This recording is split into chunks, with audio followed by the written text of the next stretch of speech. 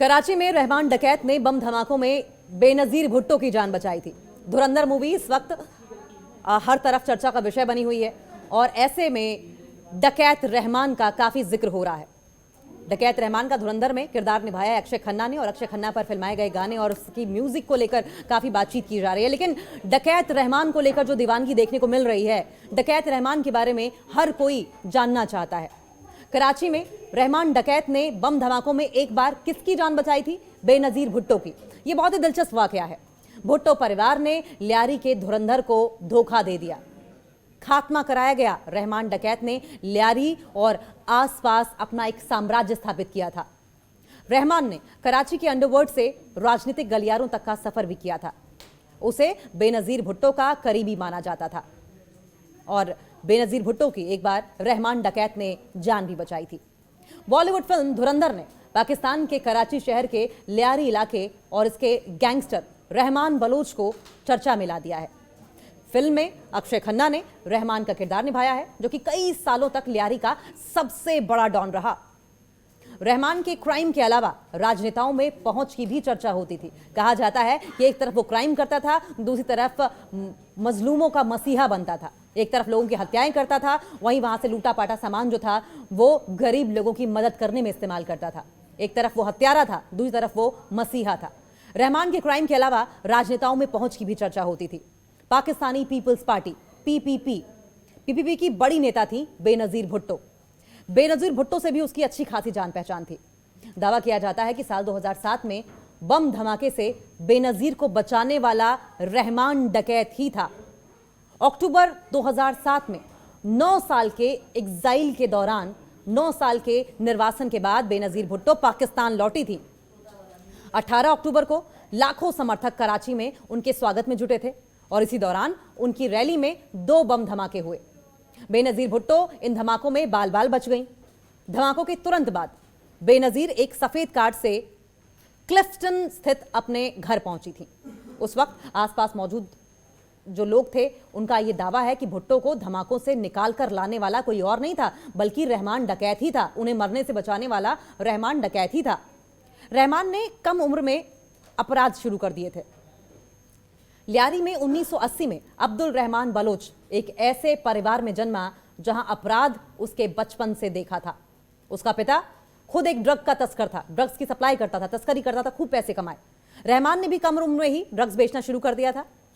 सिर्फ 13 साल की उम्र में एक आदमी को चाकू मारकर उसने अपराध की दुनिया में कदम रखा था। सिर्फ 13 साल की उम्र में अपराधी बन गया था। एक शख्स की बहुत छोटी सी बात पर चाकू मारकर हत्या कर दी थी। और इतना ही नहीं, 1995 में रहमान ने अपनी ही मां को मार डाला था। और क्यों मारा था? उसे मां के दूसरे गिरोह के सदस्य के साथ संबंध होने का शक था। और शक का तो कोई इलाज नहीं होता। शक का इलाज उसने निकाला और शक का इलाज इस तरह निकाला कि मां को ही मौत के घाट उतार दिया जाए। मां नहीं रहेगी तो शक भी नहीं रहेगा और इसलिए उसने अपनी ही मां को मार डाला, बेरहमी से मार डाला। 1995 के बाद अब्दुल रहमान बलोच ने इतनी तेजी से क्राइम में कदम बढ़ाए कि वो रहमान डकैत बन गया। रहमान जबरन एक्सटॉर्शन करता था, जबरन वसूली करता था, किडनैपिंग करता था, अपहरण के अलावा ड्रग तस्करी, अवैध हथियारों की बिक्री और हत्या जैसे जघन्य अपराधों में शामिल था। एक दशक से ज्यादा तक रहमान का खौफ लियारी ही नहीं, कराची के कई हिस्सों में भी रहा। रहमान के उदय के पीछे, रहमान की राइजिंग के पीछे एक राजनीतिक दल पाकिस्तानी पीपल्स पार्टी का भी हाथ रहा। पीपीपी और रहमान डकैत, क्या रिश्ता था दोनों का?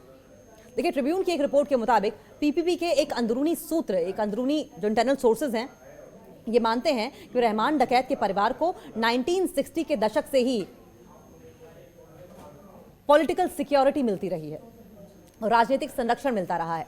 खासतौर से 1967 में जुल्फिकार अली भुट्टो ने जब पीपीपी की स्थापना की तो लियारी पर उनका जादू खूब चला। लियारी 1967 के बाद से ही पीपीपी का गढ़ बना हुआ है। बेनजीर ने लियारी में 1987 में वहीं अपनी शादी का रिसेप्शन भी दिया था। यह उनके क्षेत्र से लगाव को दिखाता था। माना जाता था कि सार्वजनिक जगहों पर बेनजीर और दूसरे पीपीपी नेताओं की सुरक्षा की जिम्मेदारी लंबे समय तक रहमान के लोग संभालते रहे। जब 2007 में बेनजीर पाकिस्तान लौटकर सड़कों पर उतरी तो उनके आसपास रहमान के लोगों का घेरा था। धमाके के बाद रहमान ने खुद बेनजीर को भीड़ से निकाल दिया। रहमान ने बेनजीर को उस अफरा तफरी वाले माहौल से, डरावने माहौल से निकालने में मदद की। सवाल यह कि रहमान का क्या हुआ? रहमान की हत्या कर दी गई थी। साल 2008 में पाकिस्तान के राष्ट्रपति चुने जाने से पहले आसिफ अली जरदारी को अक्सर बंदूकधारी सुरक्षा गार्डों के एक गिरोह के साथ देखा जाता था। इनके बारे में कहा जाता था कि रहमान डकैत के लोग हैं। ये वही दौर था जब रहमान ने अपराध छोड़कर सार्वजनिक जीवन में आने का ऐलान किया था। रहमान की कोशिश राजनीति में आकर एक नई भूमिका निभाने की थी। वो अपराध की दुनिया को छोड़ देना चाहता था, लेकिन शांति की बात कर रहे रहमान को 9 अगस्त 2009 को कराची के स्टील टाउन में पुलिस एनकाउंटर में मार दिया गया। कहा गया कि पीपीपी के शीर्ष नेताओं ने ही रहमान को मारने का आदेश दिया था, क्योंकि वो राजनीतिक ताकत चाहता था, पॉलिटिकल पावर एक्यूमुलेट करना चाहता था, जो कि पीपीपी साथ साथ अन्य राजनीतिक दलों, बड़े राजनीतिक नेताओं के लिए घातक साबित होता। उसकी बहुत बड़ी वजह यह भी थी कि रहमान डकैत के पास तमाम राजनीतिक शीर्ष नेताओं के टॉप सीक्रेट्स भी थे, ऐसे सीक्रेट्स जो कहीं ना कहीं सीधे तौर पर इन नेताओं को नुकसान पहुंचा सकते थे।